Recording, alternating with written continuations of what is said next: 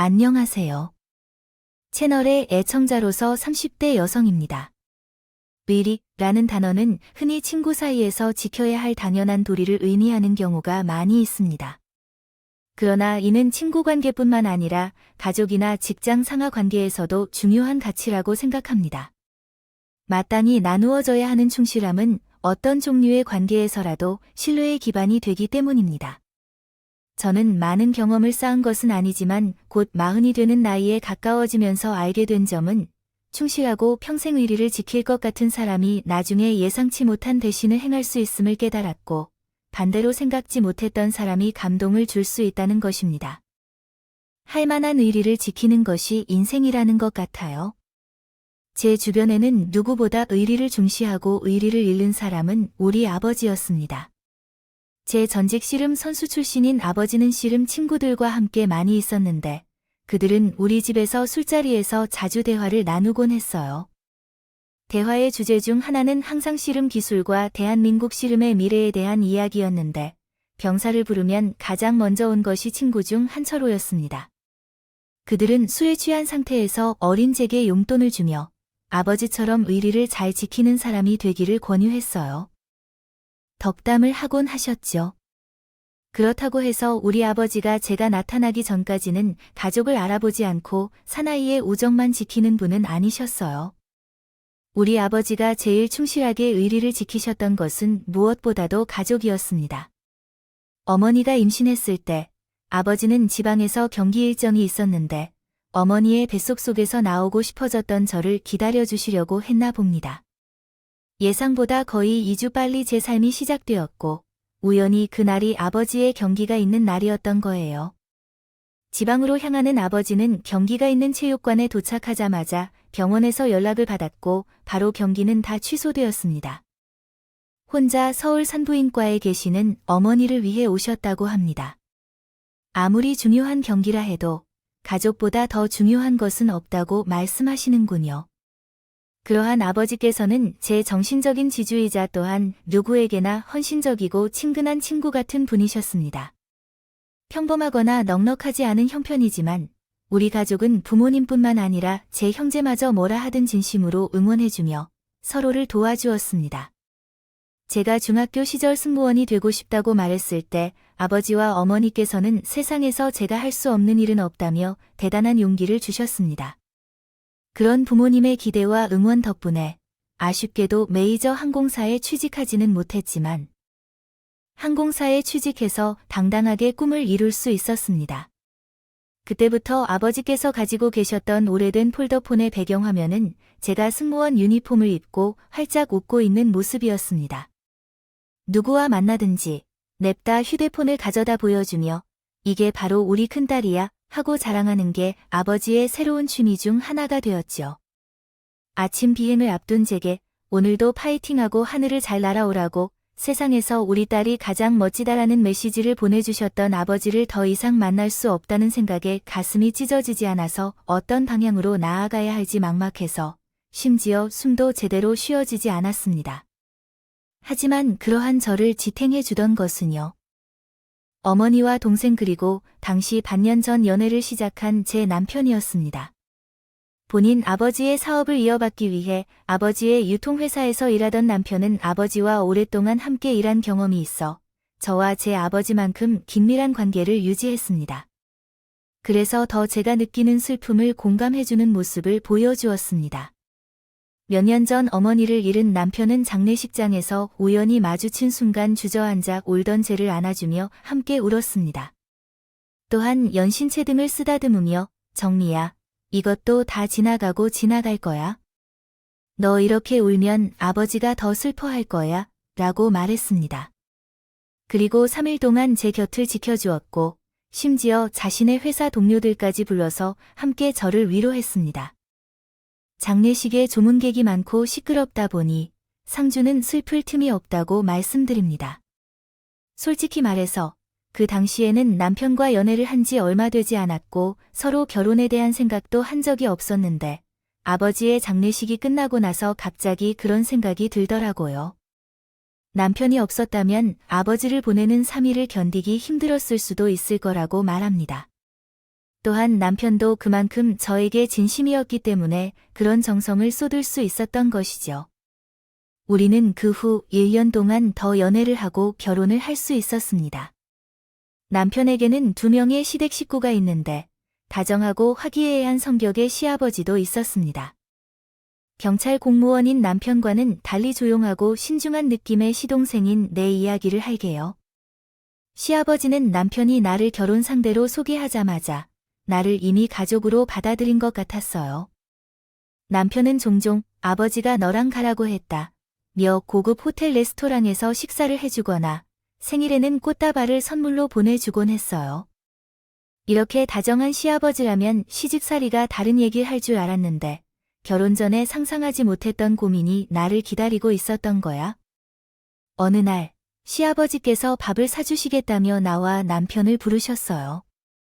메뉴는 당연히 내가 고른 요리를 시아버지께 잘 먹겠다고 말씀드렸어요. 등갈비찜을 먹고 계셨어요.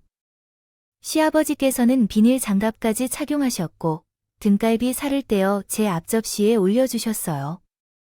한참 동안 살을 떼며 배를 채우고 있었을 때 시아버지께서 이렇게 말씀하셨어요. 민영이는 지형보다 먼저 일찍 결혼해서 분가하고 큰 집에서 그나마 장남하고 함께 살면서 적적함은 없었는데 벌써 근영이를 보내고 혼자 살 생각하면 가슴 한 구석이 허전할 것 같아. 그러자 저는 아버님께 이렇게 말씀드렸어요. 저와 근영씨가 자주 놀러 다녀올 테니 안심하셔도 돼요. 아버님께서는 그렇겠지. 그러나 정리야, 혹시 내 맘것이라면 근영이와 결혼해서 우리 집에 와서 살아도 되겠니? 라고 물으셨어요. 그래서 제가 대답했습니다. 네, 아버님 댁에서요. 그래, 나는 서재를 안 쓰고 안방 하나만 쓰니까 너희들이 사용할 수 있는 방이 3개나 되고 거실과 주방도 넓어서 3식구가 살기에 충분하고 나중에 손주가 태어나도 문제없을 거야. 아이고, 내가 이런 말, 특히 며느리에게는 더 부담스러울 것도 알고 있어. 나 역시 이런 말을 하는 건 약한 모습을 보이는 것 같아서 부끄럽긴 하지만 염치도 부끄러움도 무릅쓰고 이렇게 부탁하고 싶어. 아이들의 엄마가 떠나고 둘째는 일찍 결혼해서 나가 살고 있는데 끝까지 남아준 장남 하나에게 정신적으로 의지하면서 살고 있어. 그마저도 없다면 내가 정말 힘들 것 같아. 정미야, 미안해. 결혼 전부터 내게 이런 짐을 지우게 되어. 그냥 한번 제대로 생각해 보세요. 함께 사는 동안에는 너무 불편함을 느끼게 하거나 기술적인 일 하나 없을 거예요. 가족처럼 정말 편하게 살았으면 좋겠어요. 시아버지가 정말 좋은 분이시고 함께 살더라도 시집살이로 힘들게 할 일이 없다는 것을 알지만 솔직히 말하자면 시아버지와 함께 신혼생활을 하는 것은 쉬운 일이 아니죠. 아무리 편해도 조금의 불편함이 느껴질 수도 있고 잘못하면 내가 살고 있는 집에서도 편안하게 있지 못할 수 있어요. 시아버지나 남편이 너무 부담을 느끼게 하지 말고 내 결정에 맡기겠다고 했지만 어떻게 하면 부담을 느끼지 않을 수 있을까요? 며칠을 고민한 끝에 나는 어머니께 일을 털어주었고 어머니는 씁쓸한 미소를 짓고 이렇게 말씀하셨어요. 내가 얼마나 잘하고 예쁘면 그런 제안을 다 받았을 텐데. 우리 딸은 어른들에게 잘 보이기 위해 곤란한 상황에서도 어떻게든 노력하는 걸 보니까 이전에 상견례 때 너를 거절해도 민망해할 만큼 우러나 보이지 않았어. 용기 내서 제안해본 게 아닐까 싶어서 신중하게 마음을 결정해. 내가 무엇을 선택하든 엄마나 송서방이 항상 너의 편은 아닐지 몰라. 알겠니? 너를 위해 무엇이 중요한지 한번 생각해봐. 어머니의 말을 듣고 며칠을 더 고민한 끝에 결정을 내렸어요. 결혼해서 시어머니 집에 들어가기로 했어요. 아버지와 함께 사는 것을 말씀드리려 합니다. 저희가 무엇 때문에 결혼 전 시댁에서 눈치를 봤다고 생각하실 수도 있겠지만 제게 있어서 가장 중요한 것은 가족입니다.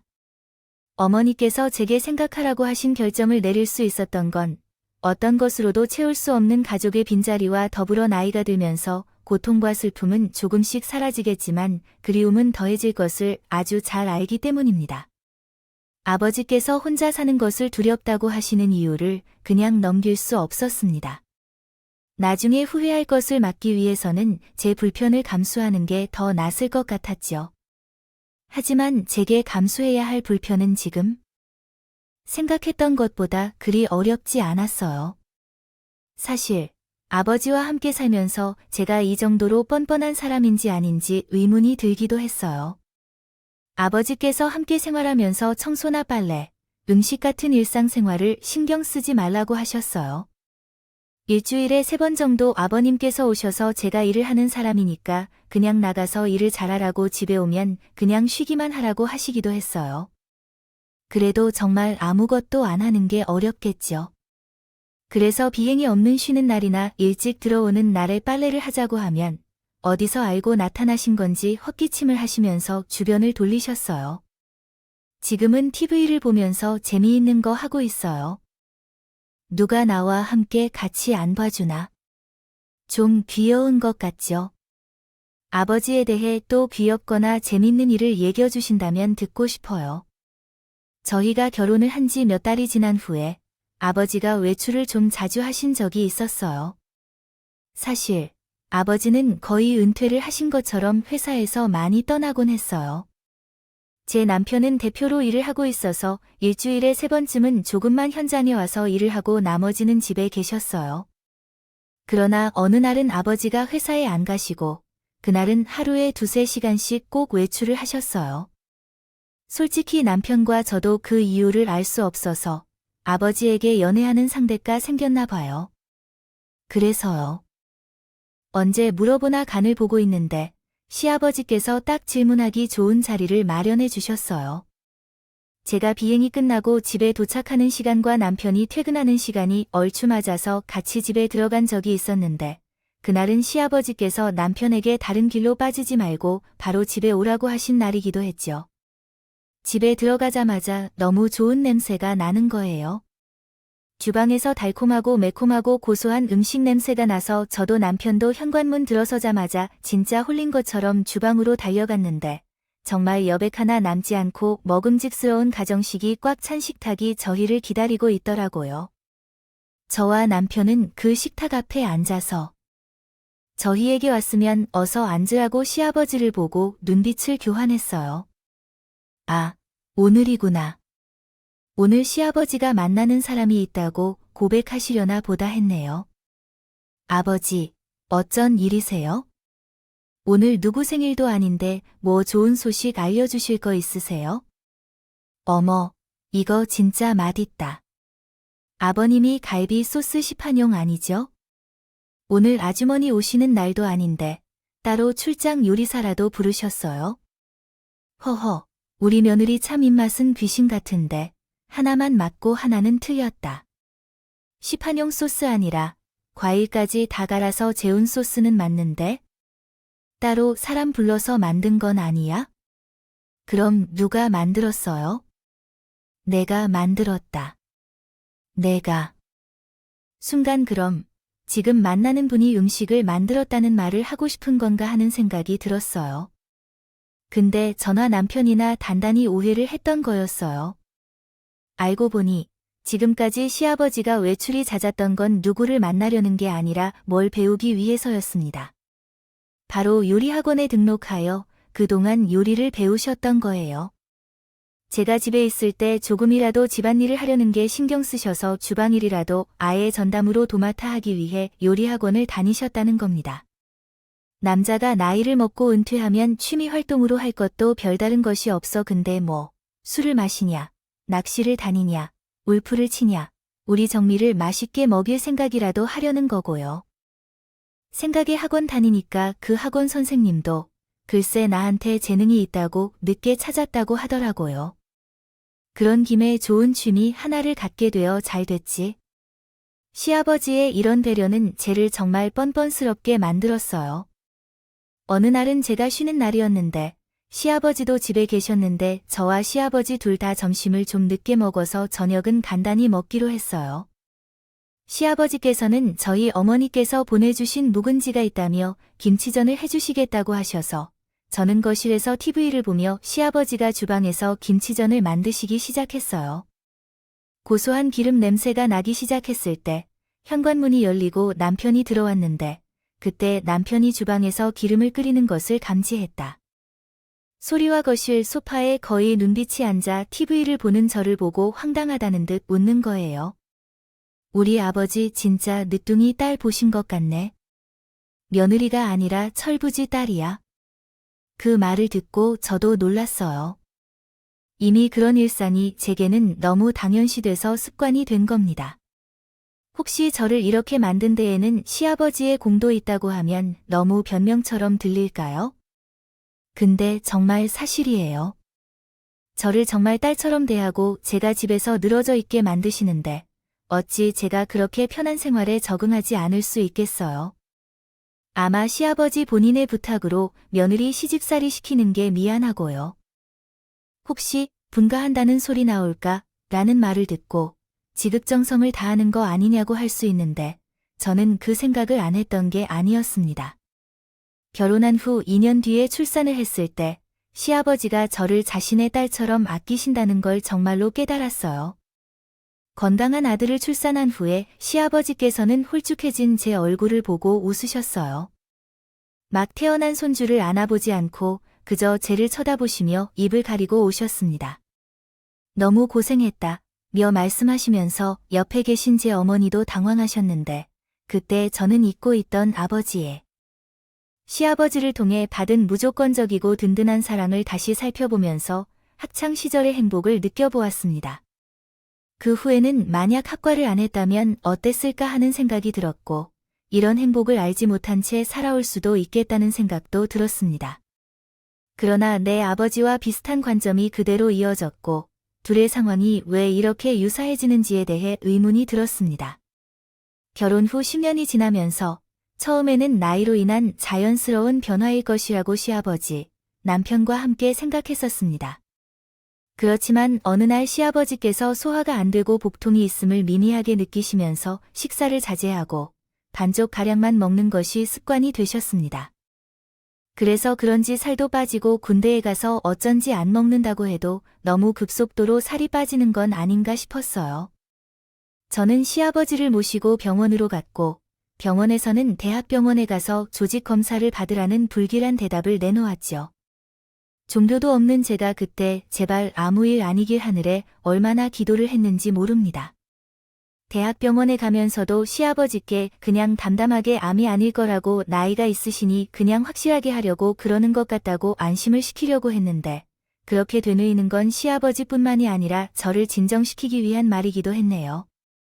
제 기도는 아무 쓸모도 없었습니다. 검사 결과 아버지가 췌장암 판정을 받으셨고 아버지가 돌아가신 후에 한 번 내 몸 안의 뼈에 금속이 찰듯한 소리가 들리기 시작했습니다. 왜 하필 췌장암인지 초기 발견도 어렵고 생존율도 낮은 이해할 수 없는 병이 저희 아버지 몸에 생겼는지 의아해졌어요. 이런 상황으로 신은 없다는 말이 생긴 건 아닐까 생각했습니다. 정말 불운 중에서 다행으로 아버지는 십이지장 절제술이 가능했고 수술 날짜를 잡기로 했습니다. 수술 전에 면역력을 조절하고 항암 치료를 병행해야 했기 때문에 곧 조치를 취해야 했습니다. 아버지께서 입원하셨고 걱정 마시라고 간병인을 찾아달라고 부탁하셨습니다. 그러나 다른 사람에게 맡길 수가 없었습니다. 아버지는 옛날에는 회사를 세우신 카리스마 있는 분이셨지만 이제는 몸이 좋지 않으신 할아버지이고 저 없을 때 도움받는 것에 대한 걱정이 매우 커서 마음이 불편했습니다. 저는 출산 후 일을 그만둔 상태이고 아들은 이제 초등학교에 다니며 평일에는 학원을 3번 가야 했는데 남편 퇴근 시간과 맞아서 걱정할 일은 없었습니다. 아버지께서 2인실에서 입원하실 예정이어서 저는 특별히 불편한 점이 없었고 옆에 계시는 다른 환자분의 간병인이 여성분이셔서 가끔 작은 도움도 받을 수 있었습니다. 아버지 수술을 하시고 회복하시는 동안 저는 병원에 머물렀습니다.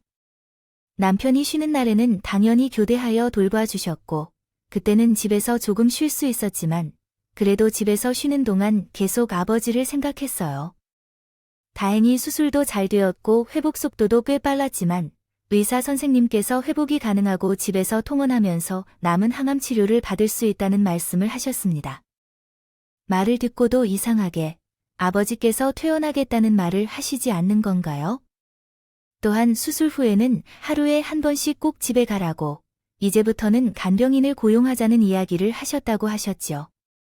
제 생각에는 아버지가 회원해서 집으로 돌아가면 더 많이 신경을 써야 할 것 같다는 생각을 하셨기 때문에 병원이 답답하더라도 퇴원한다는 말을 하지 않으신 것 같아요. 그런 아버지에게 진지하게 이야기했어요. 아버지, 저는 아버지를 돌보는 것이 아버지만을 위한 게 아니라 저 자신을 위한 것이기도 합니다. 제가 나중에 후회하지 않고 싶고 집에서 아버지에게 무슨 일이 생기면 곁에 없었다는 죄책감을 느끼고 싶지 않아서 이렇게 하는 거예요. 결국 이 일은 제 자신을 위한 것이기도 해요. 하니까 안 미안해 하셔도 되고 그냥 고마워 하시기만 하면 돼요. 우리 며느리가 이렇게 착하고 나를 아끼는구나. 그 마음만 알아주셔도 충분하다고요. 다행히 아버지께서는 제 진심을 알아주셨습니다. 간병인을 부르라는 대신 매일 하루에도 몇 번씩 고맙다고 했어요. 장하다, 대단하다라는 말을 하시기 시작했고, 먼저 퇴원해서 집에 있고 싶다는 말을 꺼내시기도 했어요. 그래서 아버지는 정말 오랜만에 집으로 돌아오셨고, 집에서 제 도움을 받으며 남은 항암 치료에 매진을 하셨습니다. 솔직히 편찮으신 아버지를 집에서 돌보고 병원을 수십 번 오가며 보호자 역할을 하는 것은 쉽지 않다는 것은 거짓말이 아닐 것입니다. 하지만 제가 노력하는 만큼 아버지께서도 빨리 나으려는 의지를 보여주셨기 때문에 단 한순간도 더 편하거나 대충할 수가 없었어요. 아버지께서는 꽤 긴 병원 생활과 기력 저하로 인해 몸의 근육이 많이 약해지셨는데, 그래서 집에서 움직일 때는 지팡이를 들고 다녀야 했어요. 그래서 식사할 때는 제가 편하게 드실 수 있도록 방에서 테이블을 차리고 가져다 드리려고 했는데, 아버지께서는 그걸 거부하셨어요. 밥 먹을 때도 아프지 않을 만큼 우리 정면에 마주하여 함께 식사해야죠. 제게 마주하고 맛있는 음식을 먹을 때는 본인이 아프다는 걸 잊으신다면서 라는 아버지의 말을 듣고 나서부터 언제나 부모님과 함께 주방 식탁에서 식사했습니다. 아버지가 편안할 때 일상처럼 말입니다. 왜 아픈 사람보다 사람을 돌보는 사람이 더 안쪽으로 병을 앓게 된다고 말하는지요. 그러나 아버지가 항암 치료를 받고 1년이 지난 뒤 다행히도 마지막이 될까 봐 걱정했던 불안감을 제외하고는 아픈 곳 없이 지내십니다. 차라리 조금이라도 더 시간을 보내면 좋겠다는 생각에 힘든 일도 감사할 수 있었어요. 그런데 그 병은 제게 아니라 다른 사람에게 찾아왔더라고요. 거르거나 장애가 생긴 시아버지를 위해 옮겨놓고 피해를 입지 않도록 신경을 쓰는 것은 제 남편이 했어요. 그래서 시아버지가 퇴원한 후에도 남편은 계속해서 업무를 마치면 집에 오고 시아버지를 씻기거나 옷을 갈아입히는 등의 일을 도왔어요. 그리고 난 후 시아버지 곁을 지키는데 일일이 신경 쓰는 것을 도와주는 것은 모두 남편이었습니다. 당연히 일을 마치고 휴식을 못 취하고 한심한 아버지를 보는 것은 힘들었을 겁니다. 그래도 진심으로 가족이고 자식이다라는 생각으로 지켜냈던 것은 저뿐만이 아니었을 겁니다. 근데 생각의 유효기간이 딱 1년이었을까요? 어느 순간부터 남편이 평소보다 늦게 들어오고 술을 마시고 들어오기 시작했어요. 처음에는 제게 미안하다고 하긴 했지만 거래처랑 미팅 후에 회식을 안 할 수 없어서 그랬다고 미안하다고 하면서 주말에는 본인이 아버지랑 시간을 보낼 테니 푹 쉬라고 했어요. 그러나 점점 밀핑계로 늦게 들어오는 게 당연해지더라고요. 어느 날은 시아버지께서 목욕할 때가 된 것 같아서 사우나를 좋아하시는 시아버지를 주말에 함께 목욕탕에 가서 때 좀 벗겨드리는 게 어떠냐고 했는데 뭐라고 했는지 아세요? 내가 모시고 가느니 좀 쉬자. 목욕탕에 아버지 어떻게 보시려고? 앞에서 모시고 들여보내고 그러면 안에 새 신사한테 맡기면 되잖아. 너는 지금 생각 있어? 다리 힘도 없으신데 목욕탕에서 넘어지면 어쩔 거야? 그러지 않으면 하루만 사람 불러서 맡기던가.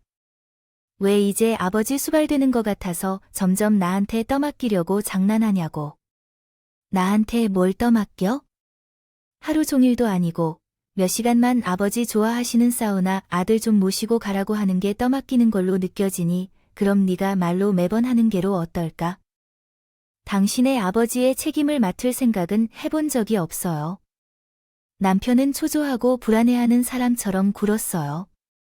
어떤 말을 하든 예민하게 굴고 화를 내는 경우가 자주 있었죠.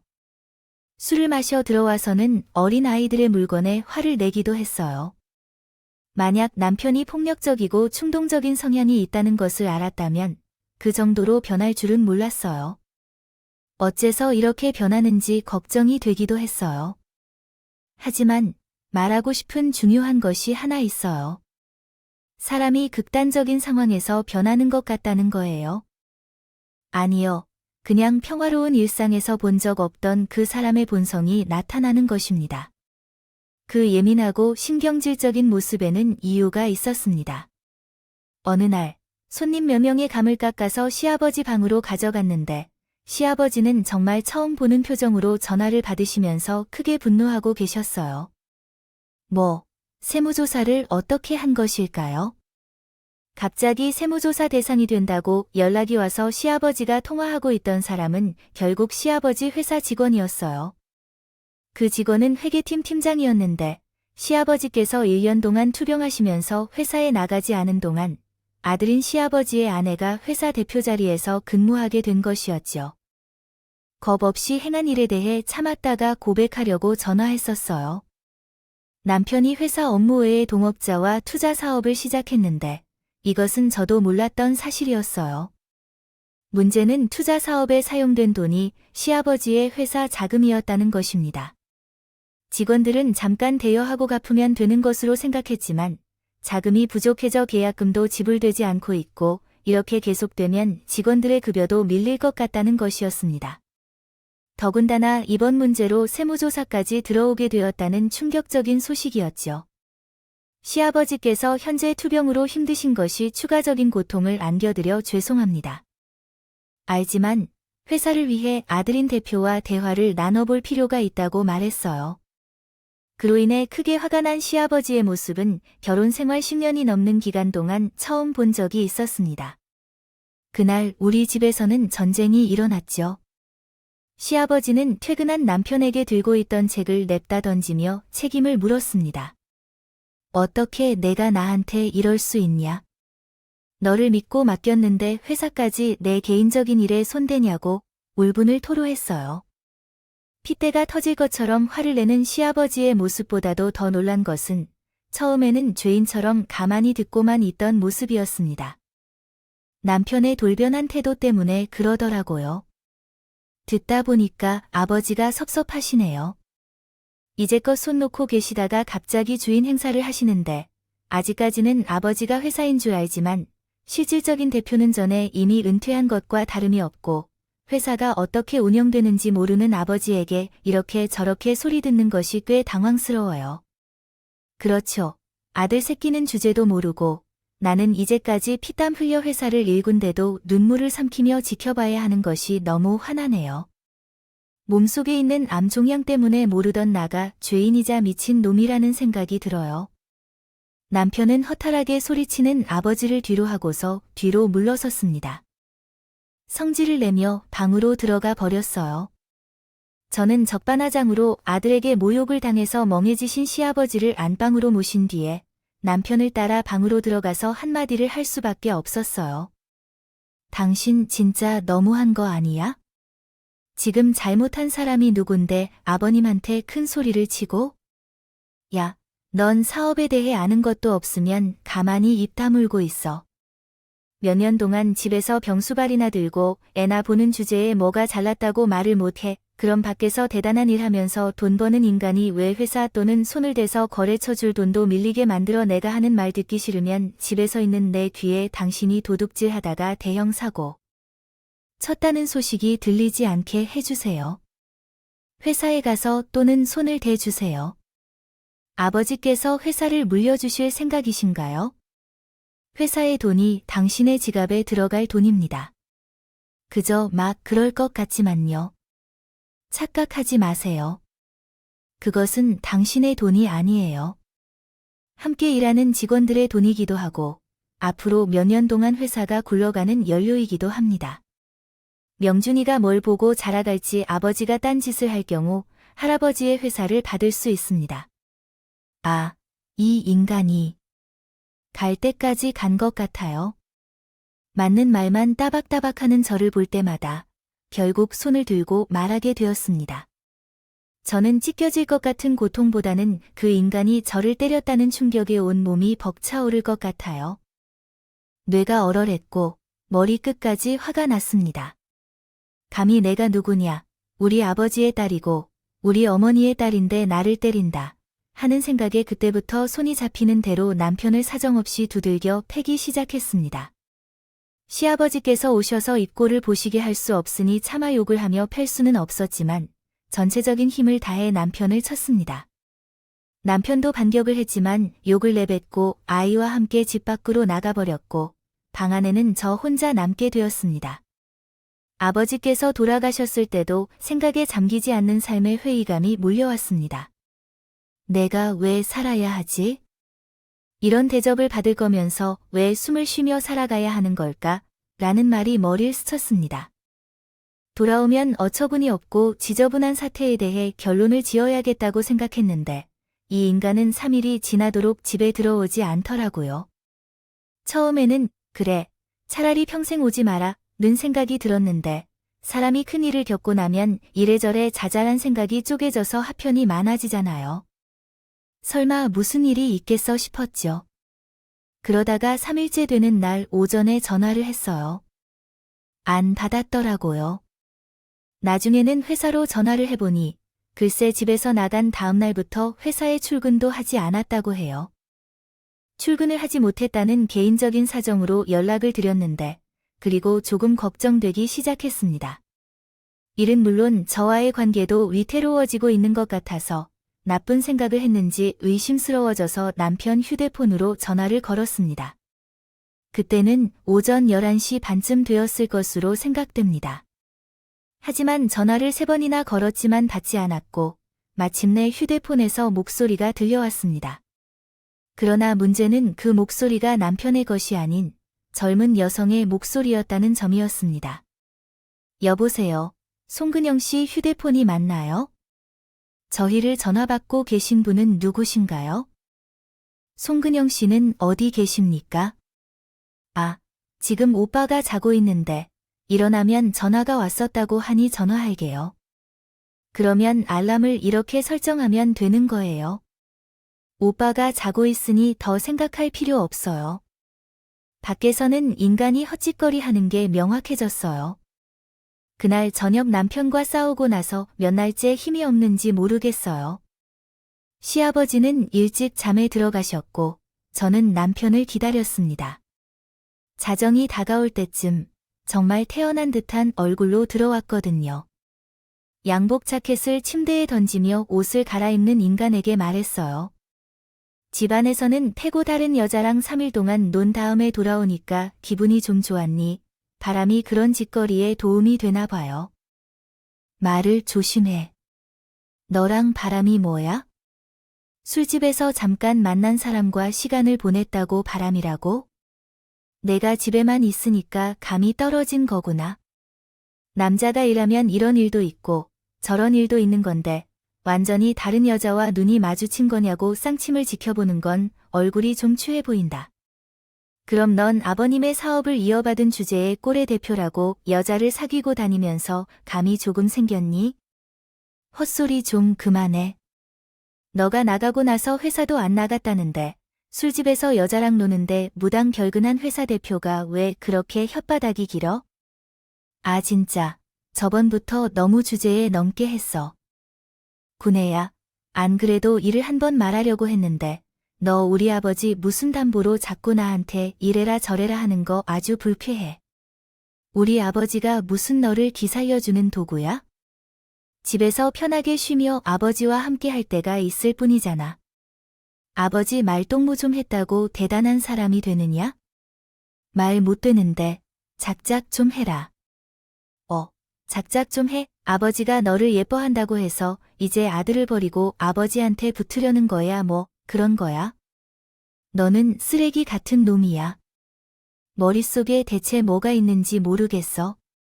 아내와 아버지를 두고 그딴 추잡하고 더러운 말을 입에 담아 너는 내가 거동 불편한 우리 아버지 부축 좀 해줘. 씻는 걸 좀 도와줘. 그게 요점인데 너무 말하는 방식이 잘못된 것 같아. 너같이 회사 대표 자리에 앉아서 열등감과 의식의 증상 때문에 살기가 힘들겠다. 너는 무능하고 돈에 미쳐 대표라고 해도 회사 직원들이 무시하고 왕따 당하고 있어. 밖에서 얼마나 받아보지 못하고 외면당한지 아버지한테 집에서 챙겨달라는 말을 그렇게 비꼬아 들었든 신기할 따름이야. 그래서 밖에서 돈만 주면 대표님 하면서 양보해주고 모든 걸 해주고 있는 여자 만나려고 하는 건가? 야, 난 밖에서 여자만 만나는 사람이 아니야. 너가 그 주제에 나서 잔소리할 때 너무 싫어서 이혼 전문 변호사도 만나러 왔다. 그동안 생각을 하고서 말하려고 했는데 너 좀 기다려. 이혼 소장이 도착하면 집을 나가게 될 거라는 생각해야 해. 너 없으면 아버지를 돌볼 사람이 없단 걸 알아? 돈을 써서 요양병원에 맡기는 게 100배 1000배 낫지. 지금까지 무슨 요양보호사 쓰는 기분으로 아버님을 맡겼던 거야? 어째서 그런 모습을 숨긴 채 살아왔니? 나도 궁금해. 어떻게 참고 살았는지. 그래도 양심은 있어. 위자료 넉넉히 챙겨줄 테니까 나중에 울고불고 매달리지 마라. 그래. 밖에서 돈으로 여자 사고 다니니 그러니까 집에 있는 아내도 돈이면 다 해결되는 존재로 보이게 될 거야. 근데 너야말로 주제를 넘게 다른 일을 하다가 회사에 구멍이 난 자금을 채워 넣어야 해. 내게 줄 돈이 있어? 어딜 가도 너를 팔아도 모든 돈을 벌지 못할 텐데 무리하지 마. 남편은 상과 말라고 하며 양복 몇 벌 챙겨서 다시 집을 나가버렸어요. 이혼 전까지 제 얼굴 보고 살 자신 없다는 말을 하면서 말이에요. 이런 사람 때문에 상처받고 고통받는 게 자존심은 다쳤지만 지금까지 함께 살아온 세월이 허무해서 무너지는 자존감은 어쩔 수 없어요. 밤새 온갖 생각을 하다가 결혼하기 전에 저희 어머니가 제게 해준 말씀을 떠올리며 마음을 정리했어요. 무슨 일이든 가장 중요한 걸 생각하라고 말씀하시던데 이제는 제게만 아니라 제 아들에게도요. 우선은 이런 생각을 해야 했어요. 이런 쓰레기 같은 사람과 함께 아이를 키우는 것은 불가능했고 또한 나 또한 이런 취급을 받으면서 살 필요가 없다고 생각했어요.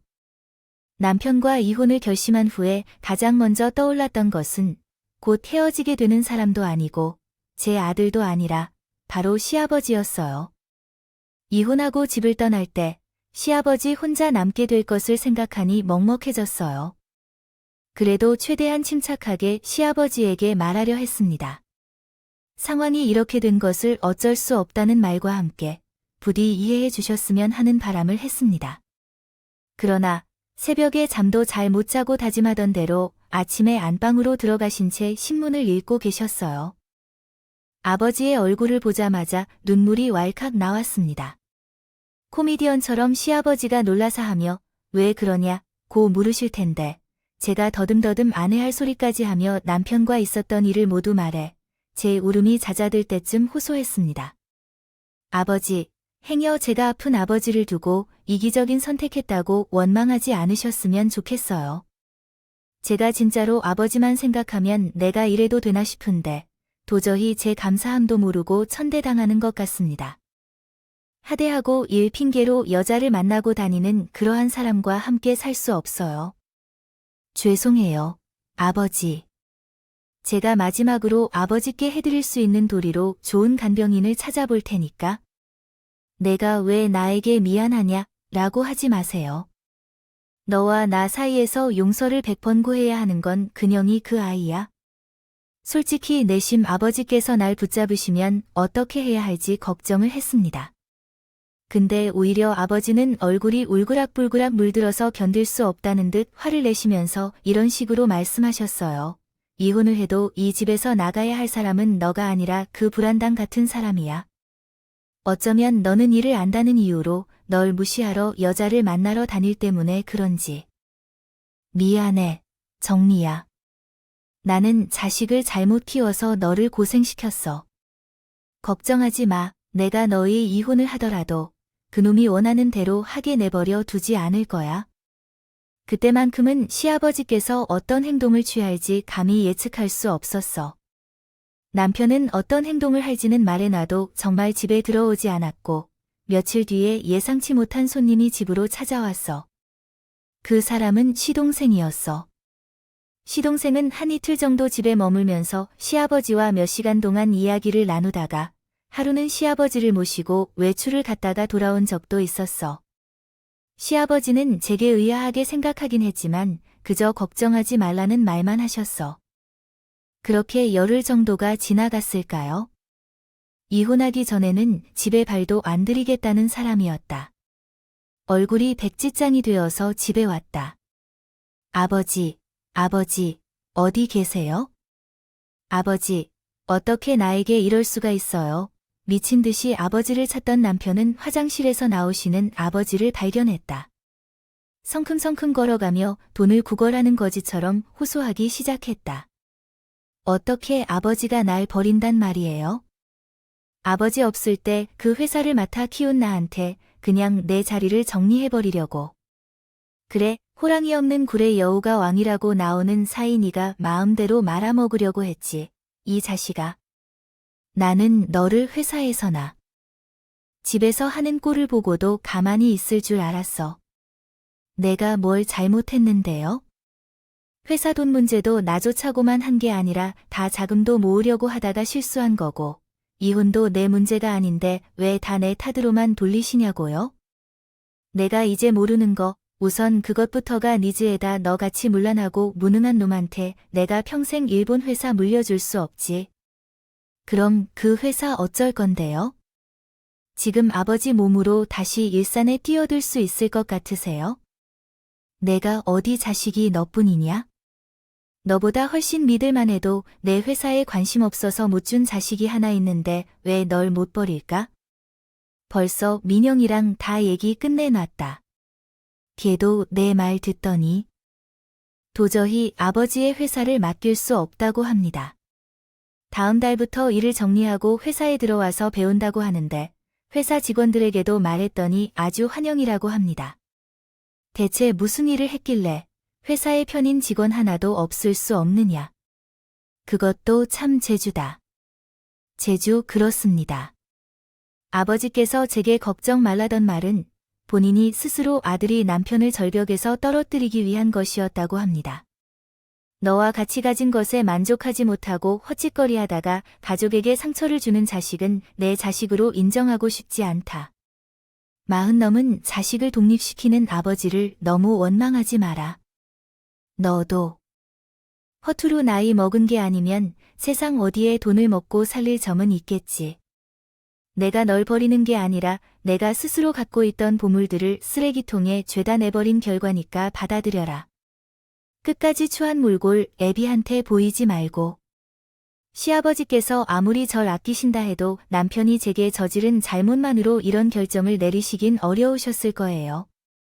평생 젊은 시절을 다 버리고 일군 회사를 아들이란 놈이 벌써 지것이 마냥 조각내는 꼴을 더는 볼 수 없으셨던 것도 있겠죠. 시아버지의 결심은 아주 단호했는지 집에서 남편을 쫓아낸 후에도 제게 이사할 준비를 하라고 하셨어요. 남편이 또 집에 찾아와 전화, 시아버지에게 해코지를 하고 매달릴 수 없도록 처리해야 한다. 저희 가족은 상황이 어렵기 때문에 그 집도 급매로 내놨다고 하셨고 저와 제 아들이 새 아파트를 찾을 때까지 잠깐 친정에 머물라고 하셨습니다. 시아버지는 앞으로 시동생 부부와 함께 지내기로 했으니 걱정하지 말라고 하셨습니다. 또한 저는 아버님께 받을 집이 없어도 남편으로부터 받을 위자료로 어떻게든 집을 구할 수 있을 거라고 했지만 시아버지는 분명하게 반대하셨습니다. 정리야, 지금까지 내게 준 행복으로 말하자면 아파트 하나만큼 큰 일을 해주더라도 충분하다. 남편에게 받는 위자료는 받아야 할 것이니 내가 하고 싶은 대로 하고 집은 이 못난 시어머니에게 맡겨도 괜찮아 라고 하셨습니다. 아내에게 고마움을 표현하는 것뿐이니까 제발 받아주세요. 그것을 받아주지 않으면 제 상황도 나아지지 않을 것 같아 그러는 거예요. 게다가 시아버지는 제 이혼 소송 변호사 비용까지 대신 지불해 주셨어요. 심지어 유명한 로펌 변호사를 소개해 주셔서 그놈을 아주 뭉개버리라고 신이 당부하셨어요. 이상하게 생각하실 수 있지만 시아버지의 응원과 도움으로 남편이 아닌 그 사람과 이혼했고 시아버지가 구해주신 아파트에서 새로운 삶을 시작하게 됐어요. 일자리를 잃고 가족에게 버림받은 그 사람은 제게 시아버지를 아버지처럼 받은 것처럼 어디서 들은 건지 달라붙어서 그 아파트를 반으로 나눠 달라는 헛소리까지 했답니다. 따지면 우리 아버지가 이혼했다는 걸 말씀해 주셨는데 당연히 아들인 나에게도 그에게 지분이 있는 건 아닌가요? 너희 아버님은 이미 꽤 오래전에 아들이 아니라고 했어요. 이걸 몰랐나 봐. 아버님께서 아버지라고 불러보세요. 아버지가 몽땅 지팡이로 내 머리를 깨버릴지도 몰라. 가기 전에 꼭 나를 불러 내가 구경하도록 해줘. 10년이 넘는 결혼 생활이 아무 의미가 없이 이혼으로 모든 것이 만족스럽고 편해졌지만 이혼 후에 단 하나 아쉬운 점은 결국 아버지를 자주 만날 수가 없었던 것이었어요. 게다가 이혼 소송 중에는 그놈의 잘못으로 아버지께서 내 얼굴을 보기가 창피하고 죄송해서 만나주시지 않았어요. 그래서 정말 서운하고 씁쓸했던 기억이 남네요. 동서에게 부탁해서 몇 번 자리를 만들었지만 그때도 시아버지는 어색하게 눈도 못 마주치셔서 참다가 이런 말까지 했어요. 아버님, 그놈하고 제가 이혼했다고 저랑 아버님 사이가 달라지지 않아요. 평생 절 딸처럼 생각하신다고 하셨으면서 딸을 이런 식으로 버리시면 저 서운해요. 진짜 다행히 시아버지께서는 제게 점점 미안한 마음을 거두셨고 나중에는 동서나 시동생이 바쁘면 제가 시아버지를 모시고 병원에 가기도 했습니다. 앞으로 3년 동안은 재발할지도 모르니 꾸준히 경과관찰과 치료가 필요하지만 이 충격적인 사연에서 가장 다행인 점이 있다면 바로 시아버지의 건강 상태입니다. 조금씩 호전되고 있다는 겁니다. 호전된 만큼 무서운 화를 낼 힘도 넘치는 게 문제이긴 하지만요. 시아버지께는 말 안 했지만 동생이 전에 몇 번 이혼한 전남편이 먼저 연락을 해서 다시 합치자는 말을 하고 귀찮다는 얘기를 했었거든요. 근데 동생이 모르고 그 얘기를 시아버지께 했는지 어느 날 아침부터 저에게 전화를 하셔서 그놈 지금 어디 있냐고 가서 그 빌어먹지도 못한 정신머리를 고쳐놓겠다 고 분노를 하셔서 제가 알아서 잘 해결했으니 걱정 마시라고 달래느라 혼났네요. 그때 아마 저희 아버지였어도 시아버지처럼 당장 전남편에게 가서 말도 안 되는 생각을 쳐봤고 아예 자른다고 할 것 같았어요. 노발대발했던 것 같아서 좀 웃었어요. 함께 평생 부부로서의 도리와 의리를 지키겠다 맹세한 전 남편은 그 맹세를 코를 푸는 것 마냥 시원하게 져버렸고 시아버지께서는 정말 끝까지 저와 제 아들을 책임지는 모습을 보며 인생은 정말 어떻게 될지 알 수 없고 한 가지 비극이 일어나면 다른 곳에서 그 비극을 이겨낼 수 있는 힘을 받을 수 있다는 생각에 이래서 죽으라는 법은 없다는 말이 있나 싶기도 합니다. 지금 제 상황이 제가 결혼을 결심하고 예상했던 모습은 아니긴 하지만 나쁘진 않아요. 아니, 오히려 계획에서 무사히 벗어났기에 더 잘 됐다고 봅니다. 그래도 저희 시아버지는 큰 자산이자 정신적으로 기댈 수 있는 어른을 만날 수 있다는 생각을 하면 제가 한 고생이 아깝지 않습니다. 또한 언젠가는 제가 제 아들을 결혼시키고 며느리를 데리고 올 때 그런 어른이 되어 있고 싶습니다. 시아버지께 받은 사랑과 배려를 제 선에서 끝내지 않고 그대로 나누고 싶습니다. 날씨가 많이 추워져서 모두가 따뜻해지기 전까지 이 추위를 잘 이겨내시길 바랍니다. 반드시 따뜻해질 테니 걱정하지 마시고 따뜻한 옷을 입고 따뜻한 음식을 먹으며 내 마음을 따뜻하게 해주는 사람과 함께 하세요. 따뜻한 시간을 보내세요. 감사합니다. 음악